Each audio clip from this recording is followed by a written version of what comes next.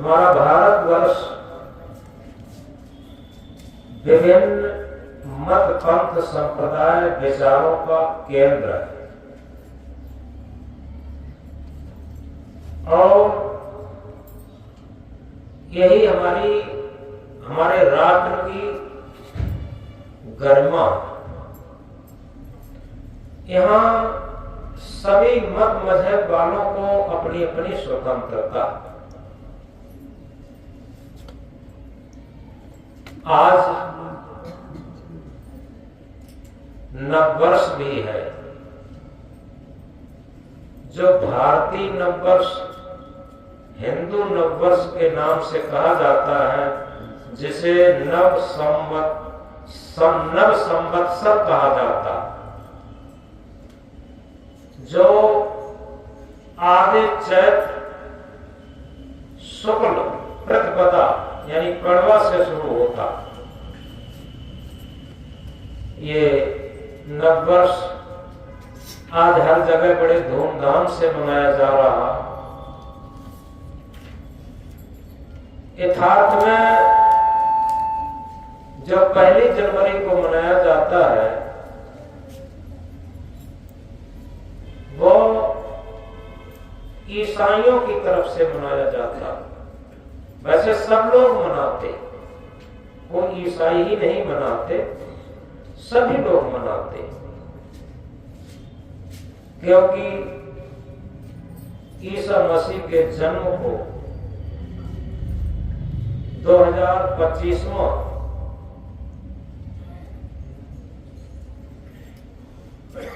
वर्ष हो चुका है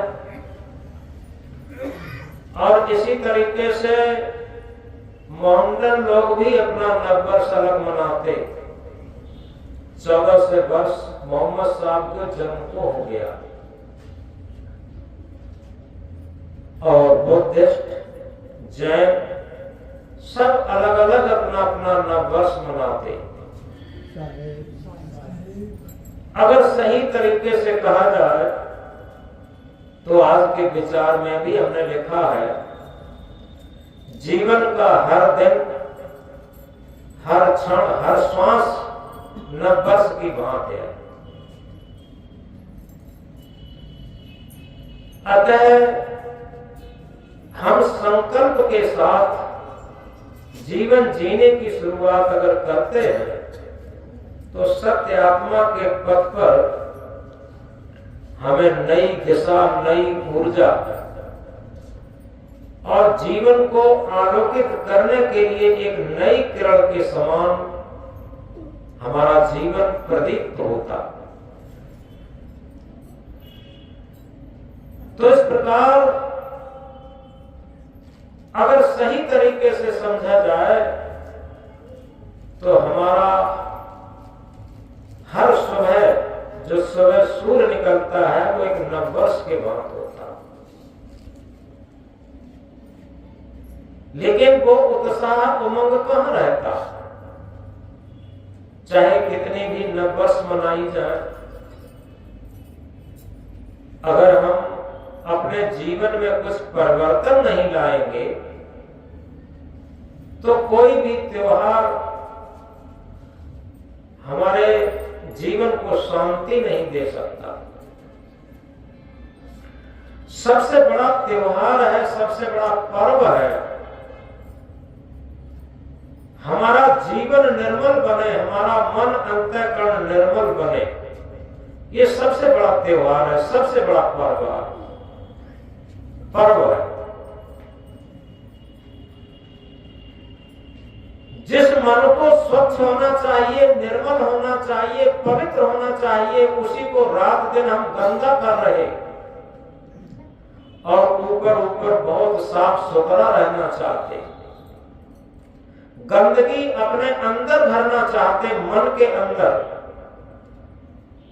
इसीलिए कहा है, देख कर मत रीझना, देख कर मत रीझना, ऊपर की सफाई पर वर्ग सोने का लगा है गोबर की मिठाई पर।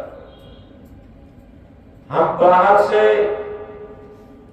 बहुत सुंदर दिखना चाहते, लेकिन अंदर हमारा मन अंतःकरण काला कलू का रहना चाहता। जीवन दोहरी जिंदगी जीवन की सच्ची हार है।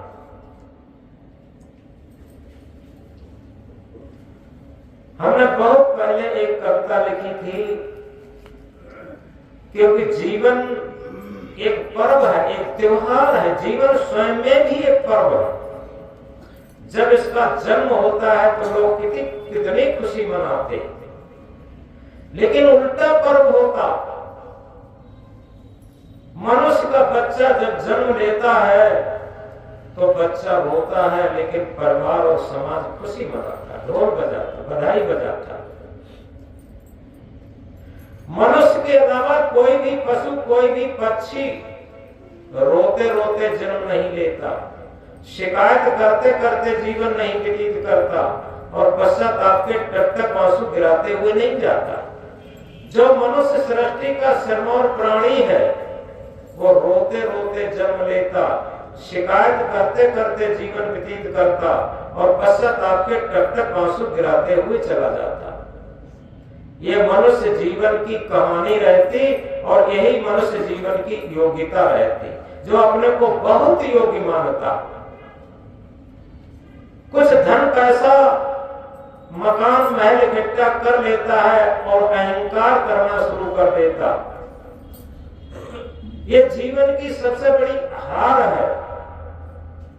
रावण से बड़ा धन किसके पास होगा, जिसके सोने की लंका थी, लेकिन उसे बहुत अहंकार था और सारा जीवन दुख में गया, और केवल बाद में अपयश की गठरिया साथ में लेके गया। जिसे कबीर साहब ने अपने भजन की लाइन में कहा है, मत बांधो गठरिया अपयश की। हम जीवन भर अपयश की गठरिया लेकर के जाते हैं, और आखिर क्या लेके जाते हैं। सदगुरु कबीर साहब इंकलाब करके कहते हैं, कबीर जब हम पैदा हुए जगत हंसा हम रोए, ऐसी करनी कर चलो हम हंसे जग रोए। बच्चा जब जन्म लेता है तो समाज खुशी मनाता, बच्चा रोता है। ये तो आदि साखी संसार की है, लेकिन जो जीवन जीने की सच्ची कला है, जीवन में जो सच्चा धन है, परम आनंद है, परम शांति है, वो आदि साखी में बताया, ऐसी करनी कर चलो हम हंसे जग रोए। हम ऐसा कर्तव्य पथ बनाएं, ऐसा भक्ति पथ बनाएं, ऐसा सेवा पथ अपनाएं, जिससे कि हम प्रसन्नता में जाएं और समाज हमारे लिए रोए। प्रसन्नता में व्यक्ति तभी जा सकता है जब उसके पास अच्छे संस्कारों की पूंजी हो। ये दुनिया में सबसे बड़ी पूंजी है, क्योंकि ये हमारे विचारों पर आधारित है। उठता है विचार तो उठता है आदमी, उठता है विचार तो उठता है आदमी, और गिरता है विचार तो गिरता है आदमी। अगर आदमी के विचार महान हैं, उच्च हैं, जब छोटे छोटे बच्चे भी वैज्ञानिक, बड़े बड़े वैज्ञानिक बन जाते हैं। जेम्स वाट, जिसने शुरू में भाप का इंजन बनाया था, एक छोटा सा विद्यार्थी था, और उसने भाप का इंजन बना के तैयार कर दिया था। एडिसन ने 16 वर्ष की अवस्था में बिजली और बल्ब का आविष्कार किया था। बहुत छोटी छोटी अवस्थाओं में लोगों ने बहुत बहुत बड़ी उपलब्धियां प्राप्त कर ली। कब? जब मन की एकाग्रता हो, तब। मनुष्य के अंदर मन की बहुत बड़ी प्रधानता होती है। लोग समझते नहीं हैं, इस मन को ही गंदा बना देते, इस मन को ही चंचल बना देते। जिसका मन जितना चंचल होगा, उसका मन उतना ही गंदा होगा, और वो जीवन में उतना ही दुखी होगा। ये सूत्र की बात है। हमें कुछ नहीं बनाना है। सदगुरु कबीर साहब इंकलाब करके कहते हैं, तन को साधु सब करें, मन को करे न कोई, जो मन को साधु करे सहज सब सिद्ध हो। अगर हम सर्व संपन्नता चाहते हैं, सर्व सुख चाहते हैं, सर्व शांत चाहते हैं, सर्व मुक्त, सर्व कल्याण चाहते हैं, तो एक ही उपाय है और वो है यूनिवर्सल सार्वभौमिक। क्या है कि हम केवल मन को सज्जन बनाएं, मन को पवित्र बनाएं, मन को निर्मल बनाएं, मन को साधु बनाएं, मन को संत बनाएं, मन को साधक बनाएं। शरीर को तो साधु बनाना बहुत सरल है। कवि साहब क्या कहते हैं, मन न रंगाए रंगाए जोगी कपड़ा। मन को भक्ति के रंग में, सेवा के रंग में हम कहां रंगाते? ऊपर से सफेद कपड़ा पहन लिए, चाहे रंगे रंगाए कपड़ा पहन लिए, साधु हो गए। ये कोई साधु होना नहीं है। जब हमारा साधु मन बन जाए, मन एक साधक बन जाए, ये उचित चीज है। तो ये कैसे बनेगा? एक हमने बहुत पहले कविता लिखी थी,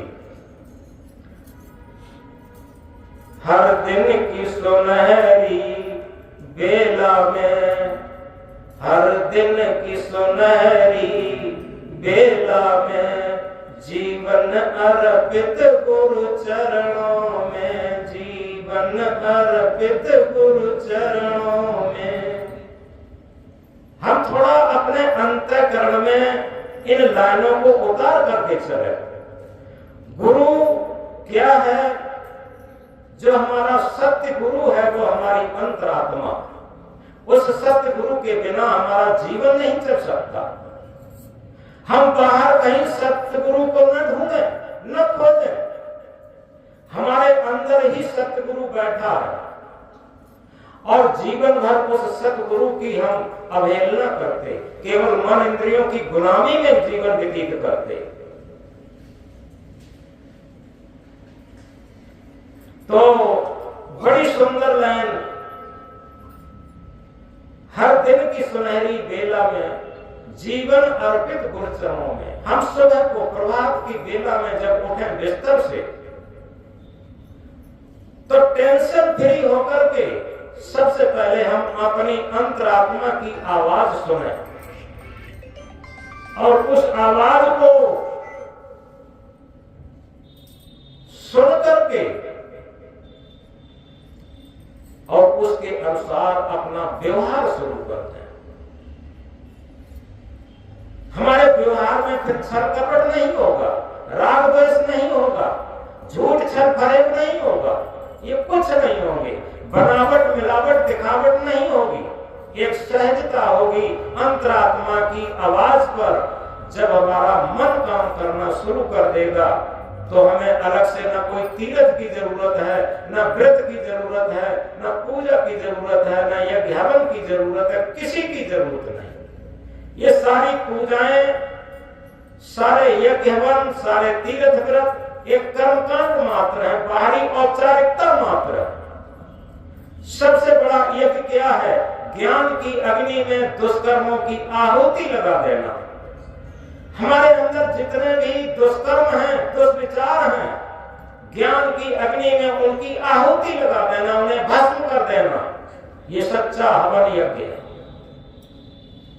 केवल हम जीवन भर दिखावा में फंसे रहते, दिखावा छोड़ दो प्यारे, तभी कुछ हाथ आएगा।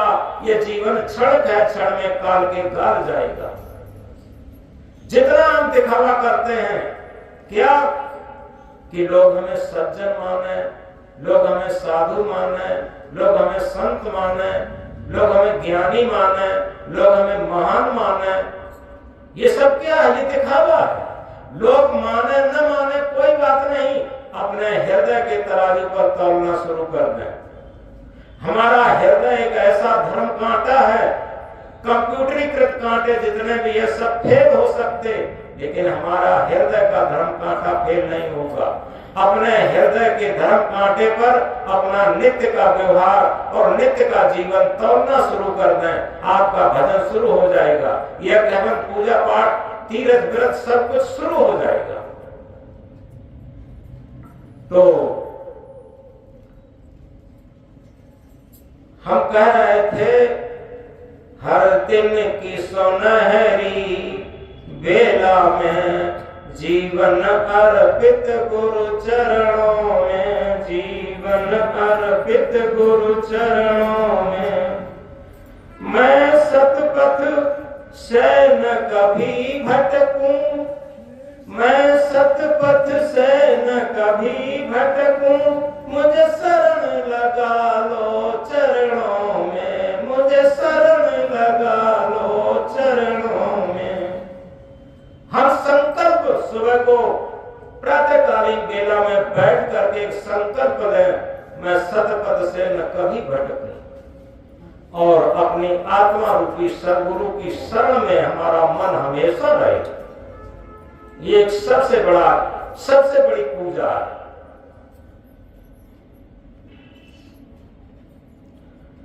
मेरे जीवन का हर क्षण विकसित हो, पुष्प समान है खिला रहे। मेरे जीवन का हर क्षण विकसित हो और पुष्प समान खिलाए रहे। सद्गुण की सुगंधी भर भर के पड़ा रहूं गुरु चरणों में। सद्गुण की सुगंधी भरी रहे और पड़ा रहूं गुरु चरणों में। बाहर की सुगंधी नहीं, अंदर सद्गुणों की सुगंधी। यथार्थ में बाहर की सुगंधी तो क्षणिक होती है, अंदर की जो सद्गुणों की सुगंधी होती है वो हमारे अंदर जीवन को आप्लावित कर देती है, शांत कर देती है। और कहना चाहिए ऐसी सुगंधी जो हमारे मरने के बाद भी सुगंधी बनी रहती है।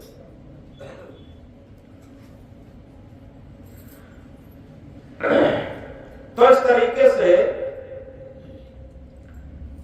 हम इस बात को बड़ी गहराई से समझें।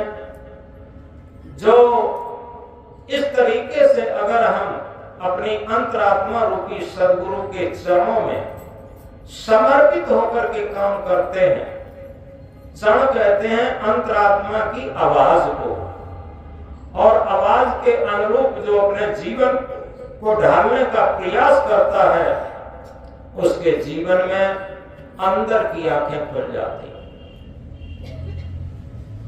और एक बात याद रखें, अपनी ही आंख काम देती,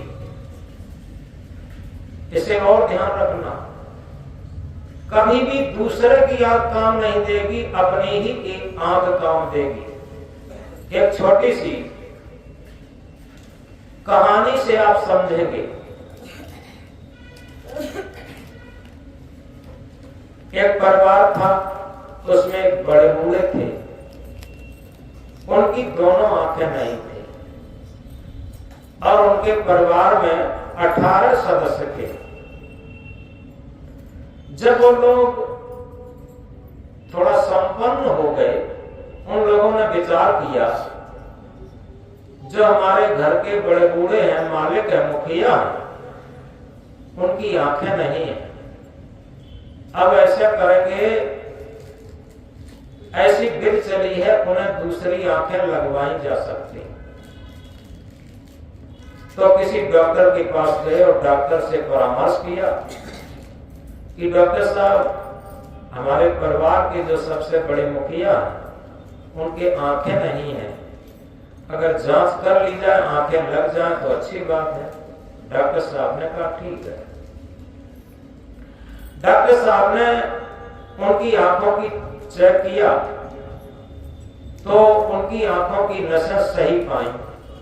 ये कहा कि इनकी आंखें लग जाएंगी। परिवार वाले तैयार हो गए। उनसे कहा जिनकी आंखें नहीं थी, उनसे कहा कि आप भी तैयार हो जाइए, अब आपको आंखें लगवा दी जाएंगी। तो बड़े बूढ़े क्या बोले, नहीं नहीं, हमें अब आंखों की कोई जरूरत नहीं है। हमारे परिवार में 18 सदस्य हैं, 18 दूनी 36 आंखें हैं, हम 36 आंखों से काम चला लेंगे। ये कहा।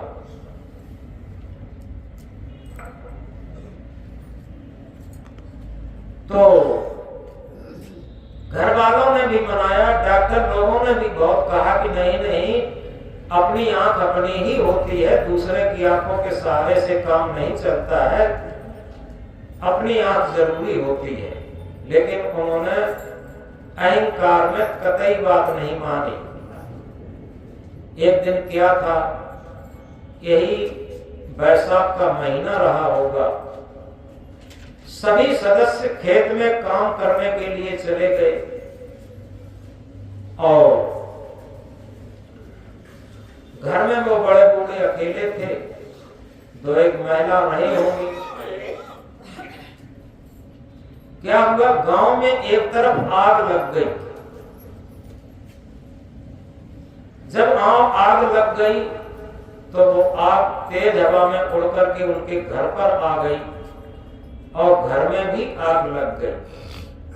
धीरे धीरे घर में जब लपटें निकलने लगी तो जो दो एक महिलाएं रही होंगी, अपने बाल बच्चे और अपना कीमती सामान उठा के बाहर निकल गई। अब धीरे धीरे पूरा घर आग की लपटों में जब घिर गया तो उस बड़े बूढ़े ने समझ लिया कि अब घर में आग लगी है और भड़कना करके उठे कि हम निकल कर कैसे ही भाग जाएं।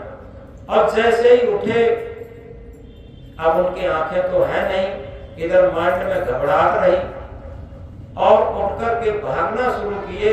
वैसे ही उनका सर दीवार से टकरा गया और टकरा करके वो गिर गए। उन्हीं उसी लपटों में जलने लगे और अब हाय हाय करते हैं, पश्चाताप करते हैं, हाय आज मेरी आंख होती। बार बार कहते हैं, हाय आज मेरी आंख होती, हाय आज मेरी आंख होती। अब पश्चाताप करते हैं। लेकिन क्या हो, फिर पछताए क्या होता जब चिड़ियों ने चुन खेत लिया। फिर पछताने से क्या होता, पूरा वो जल गए। लोगों ने फिर बाद में यही कहा कि उस दिन डॉक्टर की बात मान ली होती तो निश्चित इनका जीवन बच जाता। ये कहानी वहां की नहीं, वो कहानी यहीं की है। यथार्थ में हमारे संत सदगुरु एक ऐसे डॉक्टर हैं जो हमारी अंदर की आंख प्रस्फुटित करते हैं। क्योंकि ये कहा है, परख नहीं सकती है रतनों को हर इंसान की आंखें, परख नहीं सकती है रतनों को हर इंसान की आंखें। दिखाई सत्य क्या देवे, दिखाई आत्म क्या देवे, जब तक नो ज्ञान की आंखें। संत सदगुरु रूपी डॉक्टर कहते हैं कि भाई तुम्हें आंख लग सकती, तुम्हारे अंदर की आंख प्रस्फुटित हो सकती, जिसे थर्ड आई कहा, जिसे आत्म ज्ञान कहा, जिसे विवेक ज्ञान कहा। दो प्रस्फुटित हो सकती आंखें और उन आंखों से जिसे हम सत्य आत्म कहते हैं, परमात्म कहते हैं अपनी अपनी भाषा में, उसका दीदार होता, उसका साक्षात्कार होता।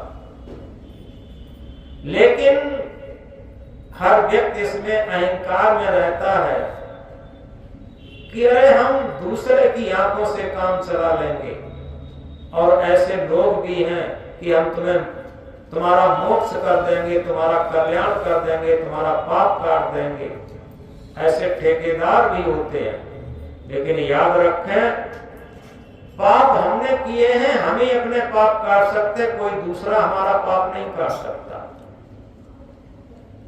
इस बात को बहुत गहराई से समझने की चीज है। जो कहता है कि हम तुम्हारे पाप काट देंगे, वो अपना भी पाप नहीं काट सकता।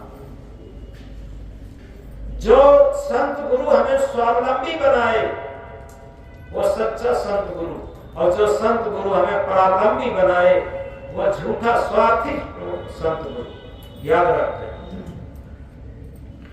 स्वावलंबन कहता है कर भैया पर आपनी छाड़ गिरानी आस, कर भैया पर आपनी छाड़ गिरानी आस, जाके आकर नदिया बहे सोकस मरे प्यास।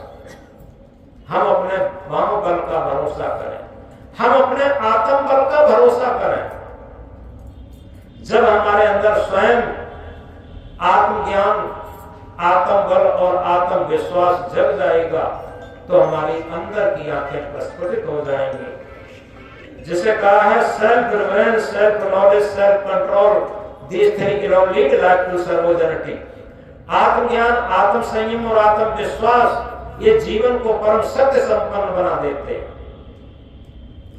और जब ये हमारे अंदर जग जाते हैं तो निश्चित है कि हमारे अंदर सबसे पहले अंदर की आंख प्रस्फुटित उनकी समझो जो हमें उसकी अपनी स्वयं की गलतियां दिखाई देने लगे।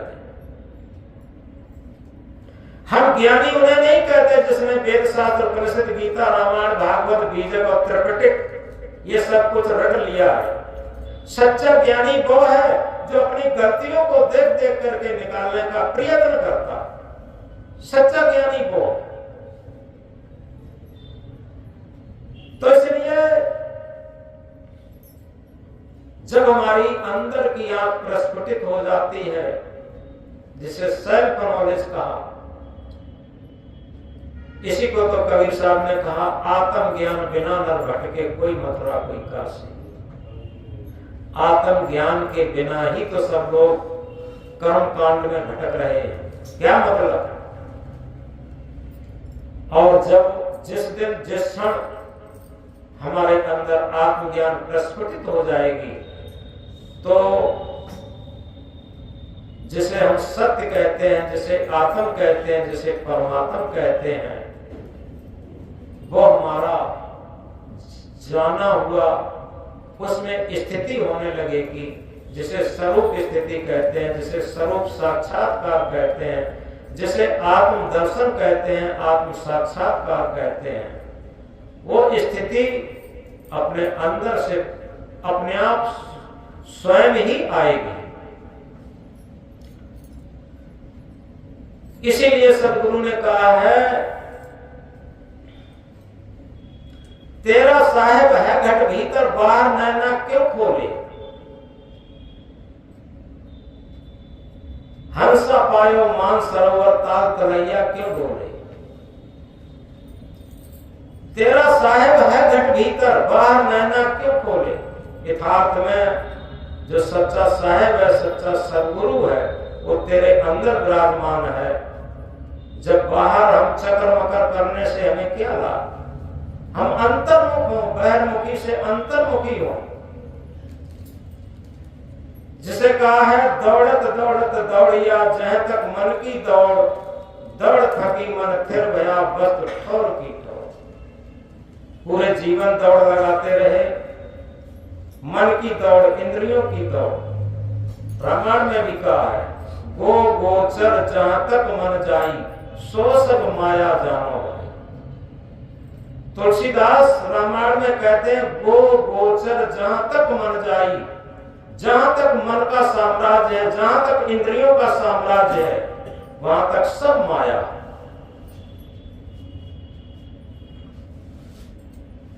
तो इसलिए मन के आयाम से परे जब सत्य आत्म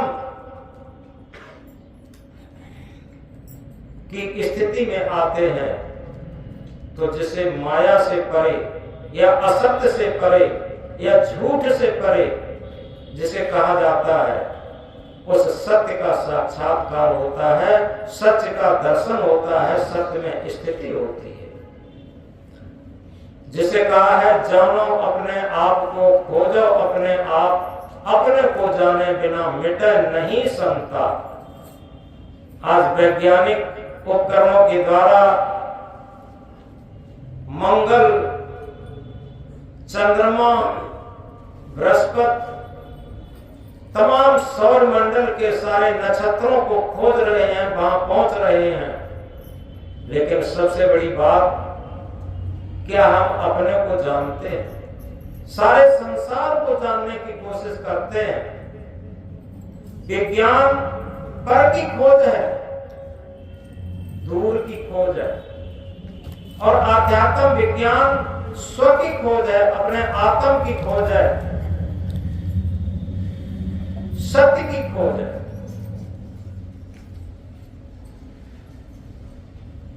तुम कह रहे थे जानो अपने आप को, खोजो अपने आप, अपने को जाने बिना मिटे नहीं संताप। तो उसी स्थिति में जब हमारी आंख स्वयं की होगी तो निश्चित है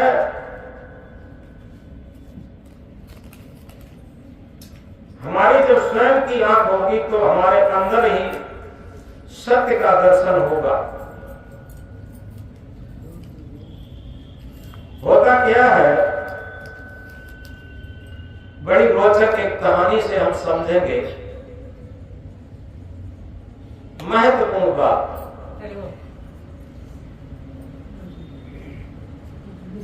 एक टेलर का सपना, चल बैठ। एक टेलर था, कोई टेलर होंगे तो नाराज नहीं होंगे, और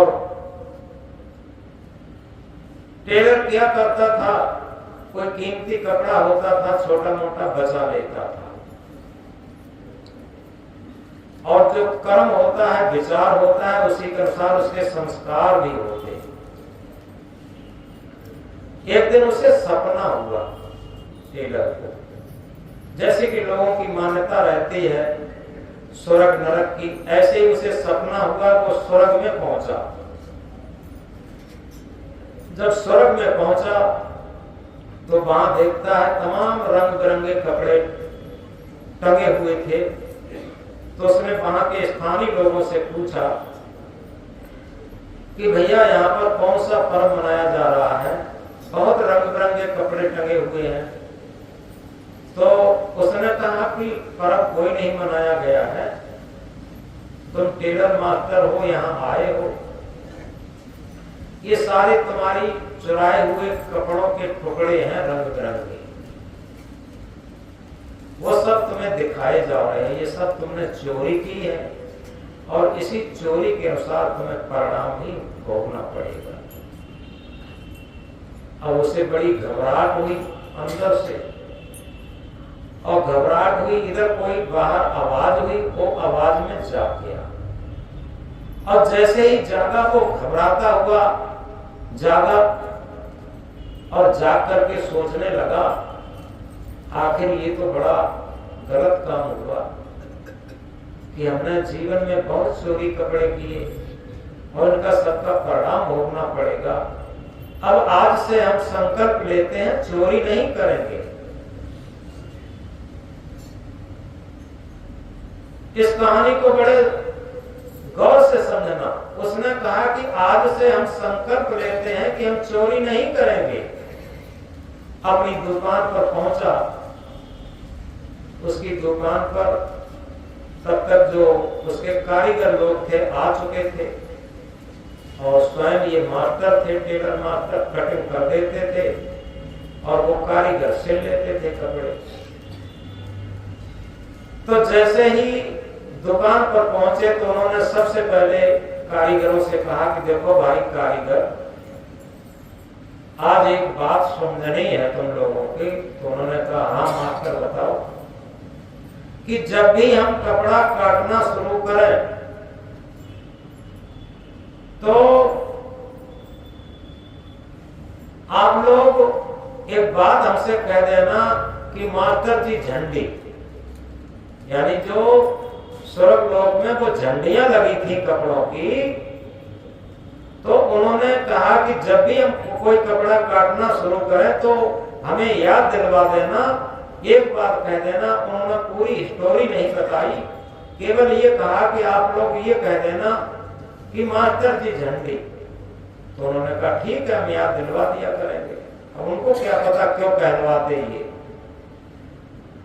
अब जैसे ही कपड़ा काटना शुरू किया, उन्होंने कहा मास्टर जी झंडी। उन्होंने हाथ कर दिया, हाँ ठीक है हम समझ गए। अब कोई कपड़ा नहीं बचाया। अब ऐसे ही 2, 4, 6, 8, 10 दिन चलते रहे, 10-15 दिन चलते रहे। वो कहते रहे मास्टर जी झंडी। एक दिन क्या हुआ, नगर का सबसे बड़ा सेठ का बेटा, उसके घर में कोई शादी थी और कार पर बैठ करके आया, बहुत कीमती कपड़े भर के लाया। और कहा कि मास्टर जी ये सब देख लो, इन सब कपड़ों के नाप भी हैं, आप नापते रहना, सिलते रहना, ये अमुक तारीख तक दे देना। उन्होंने कहा ठीक है। और सब कीमती कपड़े रहे क्योंकि सेठ आदमी था। अब वो सेठ का बेटा तो चला गया और मास्टर जी कपड़ा काटना शुरू किए और कारीगर लोगों ने याद दिलवाया कि मास्टर जी झंडी। मास्टर साहब बोले ही नहीं। उन्होंने सोचा हो सकता है मास्टर जी सुन नहीं पाए। उन्होंने दोबारा कहा मास्टर जी झंडी। मास्टर फिर नहीं बोले। दोबारा कहा कि बहुत तेज मास्टर जी झंडी। मास्टर जी झल्ला कर बोले क्या झंडी झंडी लगाए, जहां हजारों झंडियां टंगी तो एक दो झंडी और टंग जाएगी और क्या होगा। अब इसका आशय सभी लोग समझ गए होंगे, क्योंकि क्या कहते हैं पाप का बाप क्या है, लोभ। यानी पाप का बाप लोभ है। जहां लोभ की फांसी लग जाती है तो सारे धर्म कर्म और व्रत और संकल्प सब भूल जाते हैं। और इसीलिए कहा है एक बहुत सुंदर बात, बहुत सुंदर सूत्र, निष्पक्षी को भक्ति है, निर्द्वंदी को ज्ञान, निष्पक्षी को भक्ति है। हम निष्पक्ष होकर के रहें, सबसे बड़ी चीज ये है। निष्पक्षी को भक्ति है, निर्द्वंदी को ज्ञान। यानी ज्ञान ऐसा नहीं है किसी का ठेका हो। निर्द्वंद कहते हैं निर्विकार मन वाले व्यक्ति को। जिसका मन जितना निर्विकार होगा उतना ही वो ज्ञानी, भले ही किसी पुस्तक का एक अक्षर का भी ज्ञान उसे न हो, कोई बात नहीं। न एक भजन गाना जानता हो, न एक प्रवचन करना जानता हो, कोई बात नहीं, लेकिन उसका मन निर्विकार होना चाहिए। निष्पक्षी को भक्ति है, निर्द्वंदी को ज्ञान, निर्मोही को मुक्ति है। याद रखें, मुक्ति कोई ऐसी चीज नहीं है कहीं रस्सी काटने को हो तो कोई काट दे वो मुक्त हो गए, ऐसा कुछ नहीं। हमारा बंधन हमारे मन के अंदर है। जितना जो मोही होता है उसका उतना ही बड़ा बंधन होता है। तो निर्मोही को मुक्त है, निर्लोभी निर्वाण। लास्ट में निर्लोभी बात आई है और निर्वाण बात आई है। निर्वाण कहते हैं कोई भी बाण नहीं लग सकता। जो निर्लोभी व्यक्ति है उसे कोई भी बाण नहीं लग सकता किसी भी प्रकार का। लोभ है जन्म गमाइया, लोभ है खाया पुण्य, आदि साखी कबीर की ताप मेरा पुण्य। यानी लोभ में ही पूरा जीवन खो देते। तो इस प्रकार थोड़ा हम जागृत होकर के समझें। हम संकल्प ले लेते हैं कि आज से ये गलत काम नहीं करेंगे, बीड़ी नहीं पिएंगे, तंबाकू नहीं खाएंगे, शराब नहीं पिएंगे, ऐसा नहीं करेंगे, चोरी नहीं करेंगे, झूठ नहीं बोलेंगे। लेकिन जब ज्यादा लोग दिखाई देता है तब उसी मात्र की तरीके से कह देते हैं क्या झंडी झंडी लगाए, जहां हजारों झंडी का एक दो झंडी और लग जाएगी और क्या होगा।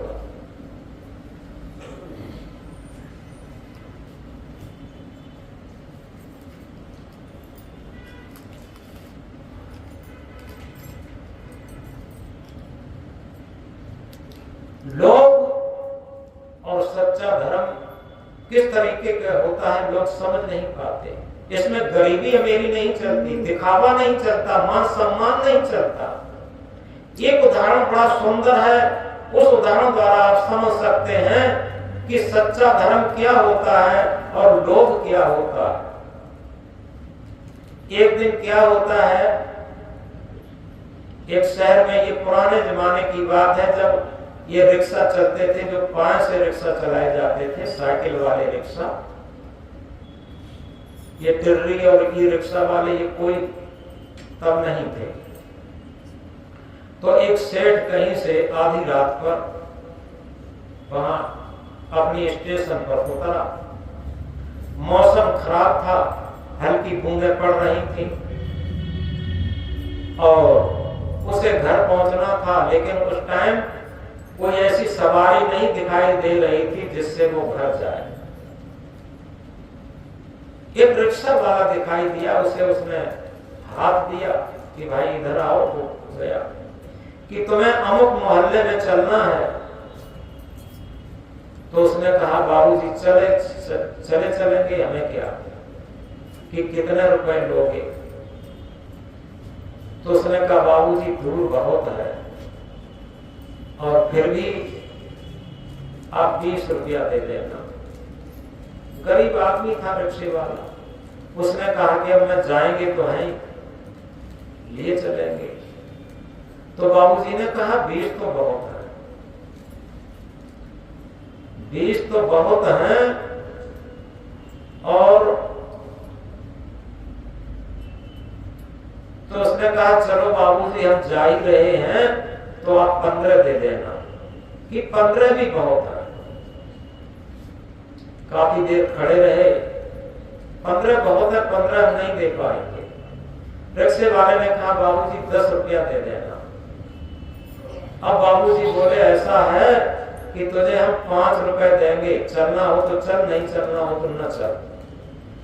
अब रिक्शे वाले ने चांद खुजलाई और ये कहा कि बाबूजी चलो बैठो, हम चल ही रहे हैं, फिर चलो। अब 5 रुपए में बेचारा बहुत उसे चलना था, कई किलोमीटर की यात्रा थी और रात का समय। पहुंचा, गेट पर जैसे ही पहुंचा तो बाबूजी तब तक क्या करते हैं, अपने बैग में से अपना पर्स निकाल करके और 4 रुपए अपनी मुट्ठी में बंद किए। थोड़ा समझो, 5 रुपए तय किया स्वयं ही, 4 रुपए मुट्ठी में बंद किए और पहले गेट से उस रिक्शे से उतरे और उतर करके उसके हाथ में 4 रुपए रखे और तुरंत गेट के अंदर हो गए। अब जब तक रिक्शा वाला देखता है तब तक वो घर पहुंचे, अंदर चले गए। रिक्शे वाले ने देखा कि बताओ 20 रुपए से चलते चलते इन्होंने 5 रुपए में रिक्शा तय किया और उसमें भी 1 रुपया कम दिया, 4 ही रुपए देके भाग गए। अब बेचारा क्या करे, उदास से होकर के, बहुत मेहनत पड़ी थी और वो चला आया। एक झोपड़ी में उसकी मां रहती थी और वो था केवल, और उसके परिवार में भी कोई नहीं था। ये सच्ची घटना, कहानी नहीं है। एक झोपड़ी में वो रिक्शे वाला रहता था, उसकी मां रहती थी। मां इंतजार देख रही थी मेरा बेटा कब आए, तब हम उसके लिए रोटी बनाएं और हम खाएं, वो भी खाएं। हल्की डिब्बी जल रही थी, मिट्टी की तेल की डिब्बी। सब लोग जानते हैं यहाँ देहात के हैं, पहले मिट्टी की तेल की डिब्बी जलती थी। कहीं ये बिजली वगैरह नहीं थी गांव में। गांव में तो नहीं ही थी, लेकिन जहाँ शहरों में भी झुग्गी झोपड़ी थी वो भी अपनी डिब्बी जला करके काम करते थे। अब जैसे ही उसने रिक्शा अंदर खड़ा किया, थोड़ा गौर से समझने की बात है, तो उस रिक्शे में उसने वही पर्स पड़ा पाया। एक पर्स पड़ा था उसमें। उस पर्स को जैसे ही खोला, उसमें एक सोने की चैन और 20,000 रुपया। वो किसका था आइडिया उसने लगाया कि हो सकता है कि ये सेठ का ही हो, क्योंकि सेठ ने झोले में से वो 4 रुपए खुले खुले निकालने के लिए पर्स निकाला होगा और पर्स वो 4 रुपए देने की जल्दबाजी में पर्स बैग में न रख करके बैग के ऊपर रखा होगा और पर्स छूट गया और अपना बैग लेकर के वो चला गया। अब उसके मन में विकल्प उठने लगा कि इतना माल लेकर के हम सही ढंग से अपनी गुजर बसर कर सकते हैं। तब तक उसकी मां भोजन तैयार करती है। कई बार उसके विकल्प उठते हैं। कभी सोचता है नहीं, हम तो इस जन्म में तो इतने गरीब हुए ही है, अगले जन्म में भी गरीब होना पड़ेगा। अतः हमें बेईमानी नहीं करनी चाहिए। कभी कभी मन में ये भी आता। ये सब झंझावात चल रहा था, तब तक माँ ने आवाज लगाई, बेटा रोटी खा ले। हमने रोटी सेक ली है। वो रोटी खाने बैठा, माँ ने भी खाई। अब इसके बाद उसे नींद नहीं आ रही। उसने कहा, माँ एक बात बताऊं?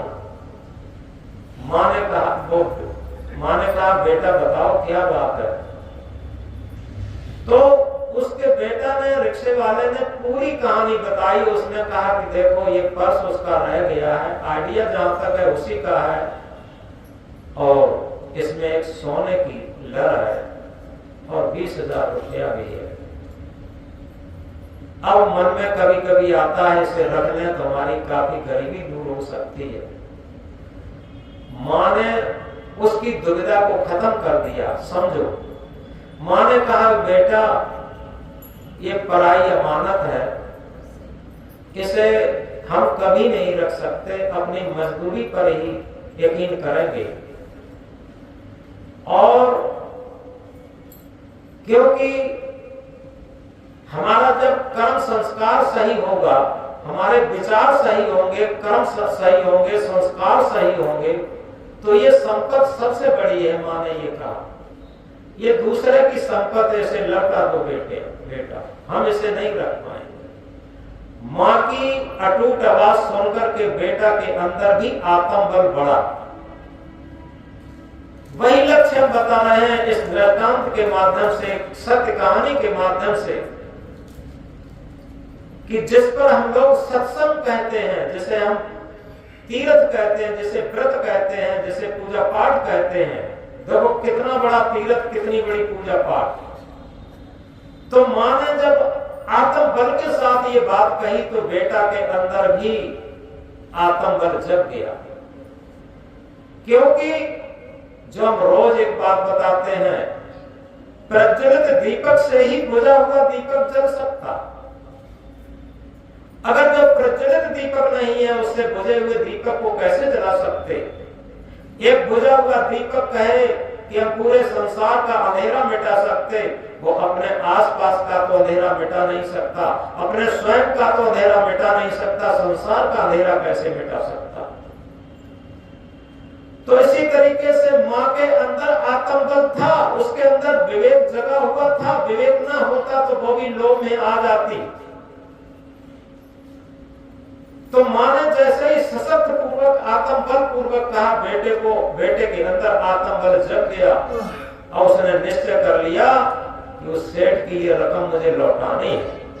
वो जल्दी जल्दी 4 बजे उठा और 4 बजे उठ करके और उसी खोजते खोजते उसी रास्ते से सेठ के दरवाजे पर पहुंचा। और जैसे ही सेठ के दरवाजे पर पहुंचा, उसने दरवाजा खटखटाया, कोई नहीं आवाज आई। फिर खटखटा, 3-4 बार खटखटा के रह ही गया। आके उस सेठ की आंख खुली होगी और जैसे ही आंख खुली, देख कौन आया है, और जैसे ही गेट खोला, सेठ क्रोध के मारे बहुत झल्लाया, गाली पक कर दिया और ये कहा कि ये हम तो वो गाली दे भी नहीं सकते कि 1 रुपए के पीछे इन्होंने मेरी नींद खराब, इसने खराब कर दिया करके, इसका शाम 1 रुपया रह गया था, इसकी वजह से इसने मुझे जगा दिया। कितनी अमूल्य मेरी नींद थी। उल्टा सीधा कहते हुए कहता जा रहा था। अब वो रिक्शे वाला क्या कहता है?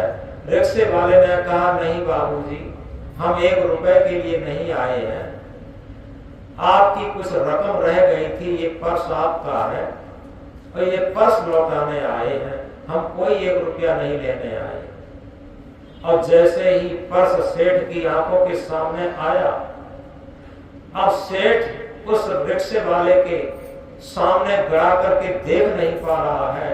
उसके अंदर इतनी आत्महीनता पैदा हो गई है, इतनी गिलान पैदा हो गई है कि वो सोचता है, कहां इतना बड़ा मैं सेठ और इसे मैं गाली पकड़ दिया, 5 रुपए तय किया, उसमें भी 1 रुपया मैंने कम दिया और 1 रुपए के लोभ की वजह से ही मेरा पर्स गिरा। और ये कितना ईमानदार शख्स निकला, कितना महान शख्स निकला। ये अंदर से उसकी आत्मा आवाज दे रही है, अगर ये रख लेता तो इसे हम कहां ढूंढते, कहां खोजते। कितना ईमानदार इतना निकला और सुबह सुबह ये मेरे देने के लिए आया, मैं इसे गाली देगा।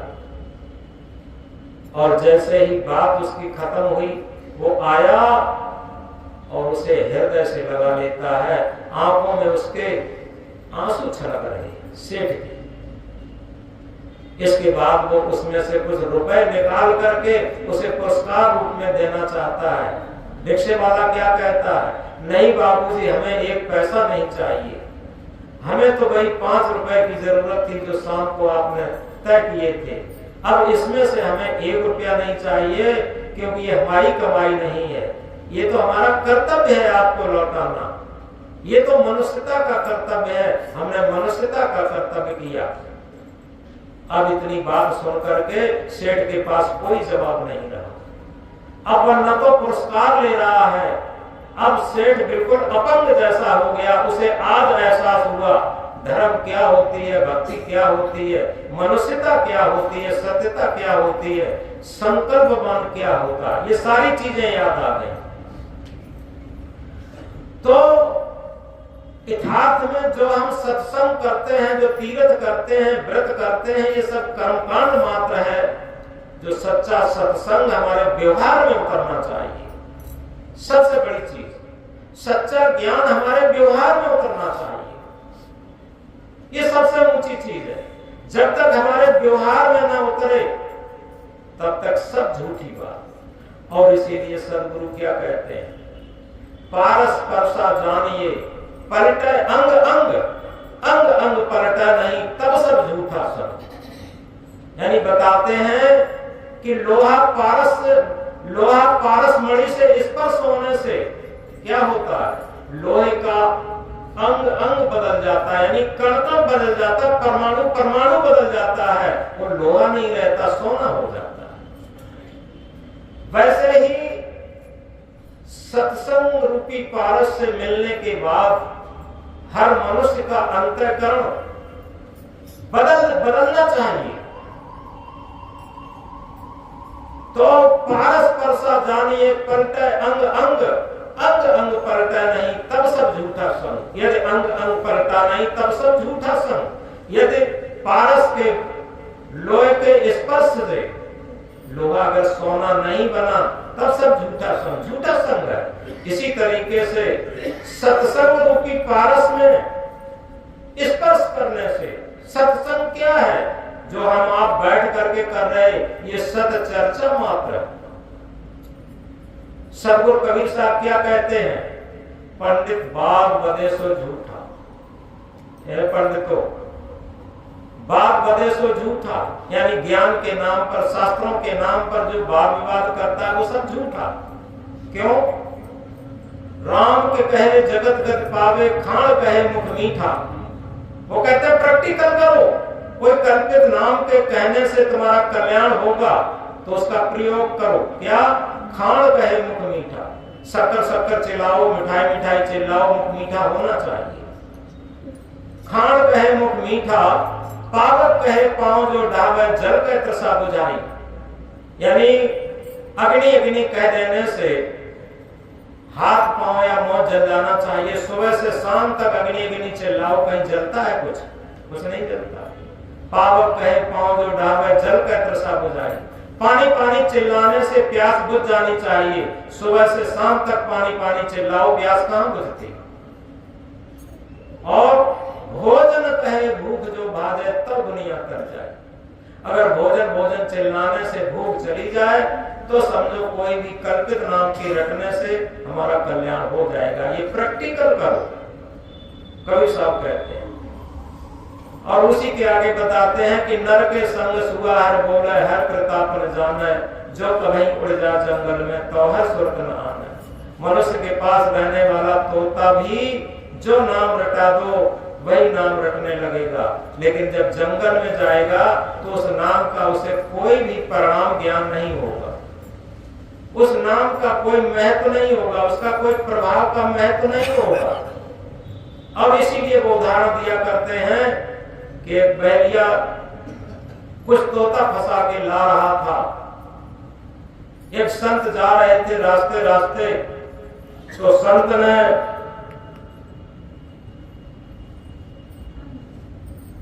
ने सोचा कि ये बहरिया तोतों को मार देगा, जाकर खा लेगा या बेच देगा तो मार देंगे, इनकी जान बच जाए तो अच्छा है।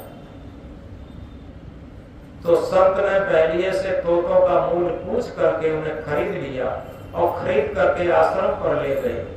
आश्रम पर रटाना शुरू किया, तोता रटो, बहरिया आएगा, दाना डालेगा, जाल बिछाएगा, कोई मत फंसना। वो कहते हैं करत करत अभ्यास के जड़मत हो तो सुदान, रसरी यावत जात से सिर पे पर निशान। अभ्यास करते करते जड़ बुद्धि के लोग कुशाग्र बुद्धि के हो जाते हैं। जैसे कुएं की मन पर, पुराने लोग सब जानते हैं, कुएं की मन पर किनारे पर एक पत्थर रखा रहता था और कोमल रस्सी के बार बार आने जाने से गहरे निशान पड़ जाते थे। ऐसे ही अभ्यास करते करते लोग सारी चीजों को रट सकते। तो उन तोतों ने रट लिया। संत ने समझा कि अब तो ये तोता पढ़े लिखे वो ज्ञानी हो गए, अब इन्हें छोड़ देना चाहिए, अब ये बच जाएगी इनकी जान। वो तोता जाकर के जंगल में बैठे और अपना वही अलाप शुरू कर दिया कि बहरिया आएगा, दाना डालेगा, जाल बिछाएगा, कोई मत सुनो। उनकी वाणी सुनकर के कुछ तोता और सीख लिए।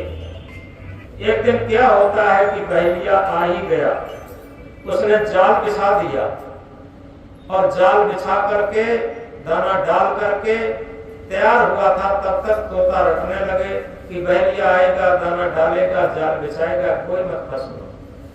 बहरिया घबरा गया। उसने सोचा कि जब इतने ज्ञानी यहाँ तोता है तो ये जाल में कैसे फंसेंगे।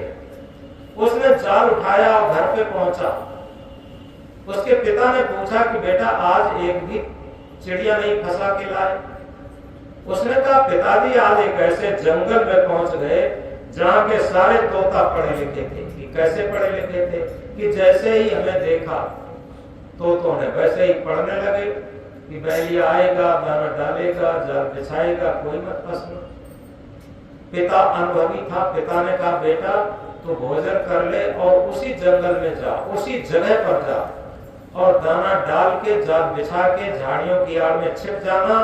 देखना वही पढ़े लिखे तोता, ज्ञानी तोता फंसेंगे।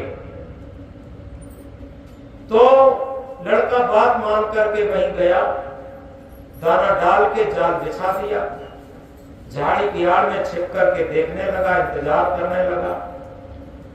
थोड़ी देर में क्या होता है, जो तोता रट रहे थे उन्हीं में से एक तोता आकर के दाने पर बैठ जाता है। धीरे धीरे तोता आते गए, वही ज्ञानी तोता, पढ़े लिखे तोता सब आते गए। एक झुंड उपस्थित हो गया और जैसे ही झुंड उपस्थित हुआ डोरी में झटका लगाया उसने चिड़ी मारने और सब तोता जाल में फंस गए। जाल में फंसे हैं और तोता रट रहे हैं कि बहरिया आएगा, दाना डालेगा, जाल बिछाएगा, कोई मत फंसे।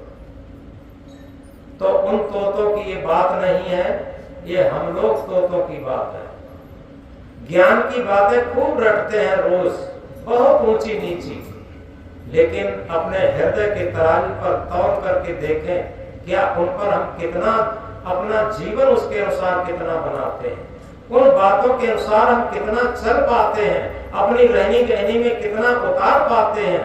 यही हमारी सच्ची सफलता है, यही हमारा संकल्प दिवस है, यही हमारा नववर्ष मनाना। याद रखें, क्योंकि कोई भी नववर्ष, कोई भी त्योहार हम संकल्प दिवस के रूप में अगर मनाते हैं तो निश्चित है हमारी बहुत बड़ी सफलता मिलती है।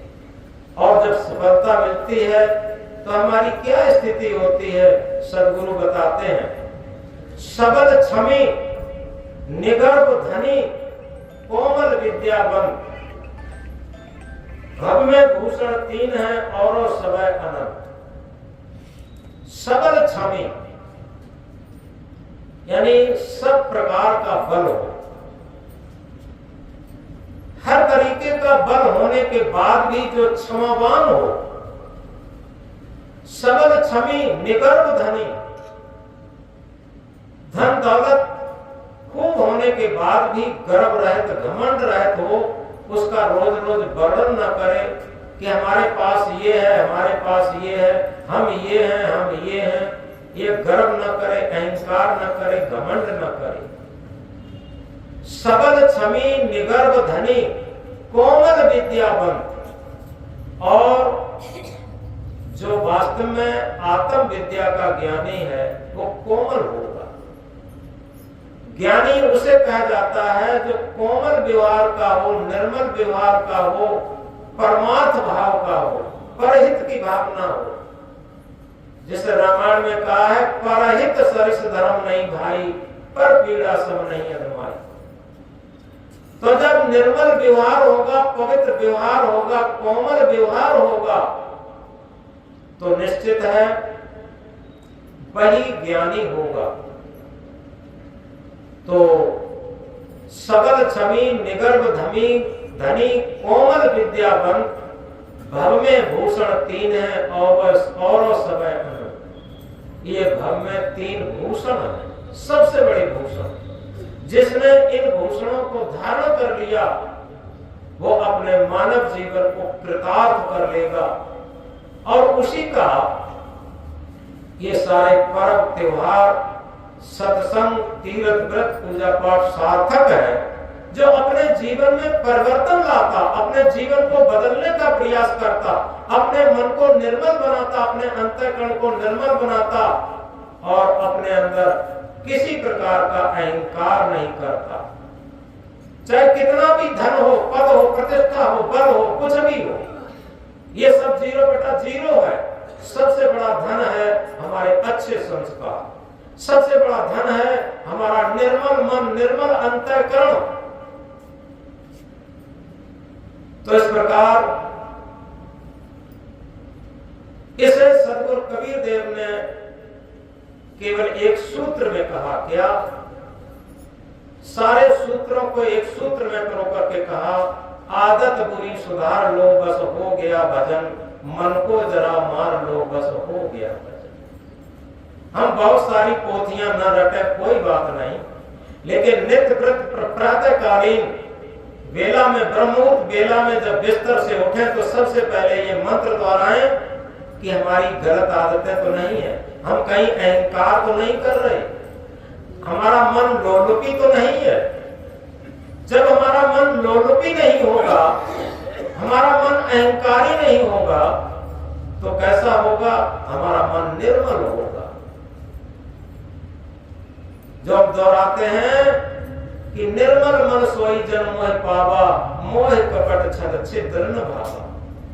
जहां पर सत्य स्थिति की बात है, आत्म स्थिति की बात है, सत्य रहने की बात है, वहां पर जब तक मन निर्मल नहीं होगा, एक ही सूत्र है, हमारा कितना मकान महल है, कितने घोड़ा गाड़ी वाहन है, कितने फैक्ट्री कल कारखाना है, कितना बैंक बैलेंस है, कितना सोना चांदी है, यहाँ पर इसका महत्व नहीं है। महत्व इस बात का है कि हमारा मन निर्मल कितना है, हमारा मन निष्काम कितना है, निस्वार्थ कितना है। जितना हमारा मन निस्वार्थ, निष्काम, निर्द्वंद, निर्विकारी होता चला जाएगा, सत्य आत्म के निकट उतना ही हमारा मन होता चला जाएगा। ये जीवन का सूत्र है। तो इस तरीके से आज हमने नववर्ष के शुभ अवसर पर नव संवत्सर जो आदि चैत से शुरू होता है, इसे हिंदू नववर्ष भी कहते हैं, वैसे ये संवत से शुरू होता। आज शुरू हो गया है 2082 संवत, अभी 81 चल रहा था, आज से 2082 संवत शुरू हो गया। तो इस प्रकार हम तो पहले ही बता चुके थे, ये तो मत मजहबों के अनुसार रोज कोई न कोई नववर्ष आता है। कभी बुद्ध का नववर्ष आएगा, कभी महावीर का आएगा, कभी कबीर का आएगा, तो कभी मोहम्मद का आएगा, कभी जैनों का आएगा। कब किसका आ जाए, रोज नववर्ष है। सबसे बड़ी बात एक यूनिवर्सल सार्वभौमिक बात यह है कि हमारा हर दिन ही नववर्ष है, हर श्वास ही नववर्ष के समान है, जीवन का हर क्षण ही नववर्ष के समान है। उसी उत्साह उमंग के साथ हम मनाएं और यथार्थ में एक संकल्प दिवस के रूप में मनाएं। जब भी कोई त्योहार, कभी पर्व आता है, संकल्प लें कि पिछले जो हमने गलतियां की हैं, अब हम आज से कोई भी गलतियां नहीं करेंगे। आज से अपने मन अंतःकरण को निर्मल रखेंगे और अपने जीवन को निष्काम, निस्वार्थ, निर्द्वंद बनाएंगे। इस तरीके से जीवन को महान बनाने की प्रक्रिया ही एक नववर्ष मनाना है, त्योहार मनाना है। तो समय भी समाप्त है और अच्छी बात है कि सब लोग उपस्थित हुए। अगला रविवार शायद रामनवमी को पड़ेगा, जो 6 अप्रैल को पड़ेगा, उस दिन शायद रामनवमी भी है। कैसे पर्व पड़ते हैं कि रविवार को ये भी पड़ गया नववर्ष, अगले रविवार को रामनवमी आ जाएगी। सभी लोग अधिक से अधिक संख्या में उपस्थित हो। अगले रविवार को भी सत्संग होगा और इसी तरीके से चिंतन मनन में लगे रहें, अपने जीवन को पवित्र बनाते रहें। जितना अपना जीवन पवित्र, महान होगा, निर्मल होगा, उतनी ही हमारे जीवन की महत्ता हमें स्वयं सफल आएगी, समझ में आएगी। और एक बात, सबसे बड़ी बात हम समझ लें, जिस चीज का हम महत्व समझते हैं वो भी हमारा महत्व समझता है। हम अगर समय का मूल्य समझेंगे, काफी लोग देर में आते हैं क्योंकि सत्संग का निर्धारित समय 11 बजे से 2:30 बजे तक है और समय पर जरूर आए। 3 घंटे अगर हम यहाँ उपस्थित रह करके अपने मन को निर्मल बना करके 3 घंटे रहते हैं तो हमारे बहुत अच्छे संस्कार बनते हैं, खराब संस्कार कटते हैं। ये नियम की बात है। समय का सदुपयोग जीवन की बहुत बड़ी महत्ता है। जिसने समय का मूल्य समझा उसने जीवन का मूल्य समझा, और जिसने जीवन का मूल्य समझा उसी ने समय का मूल्य समझा। तो इस प्रकार अंतिम बात कह करके बात बंद करेंगे। अब नववर्ष आ गई है, नववर्ष में हमें कैसे जीना है? फूल बनकर मुस्कुराना जिंदगी है, फूल बनकर मुस्कुराना जिंदगी है, मुस्कुराकर गम भुलाना जिंदगी है, मुस्कुराकर गम भुलाना जिंदगी है। जीत कर मुस्कुराए तो क्या हुआ, जीत कर मुस्कुराए तो क्या हुआ,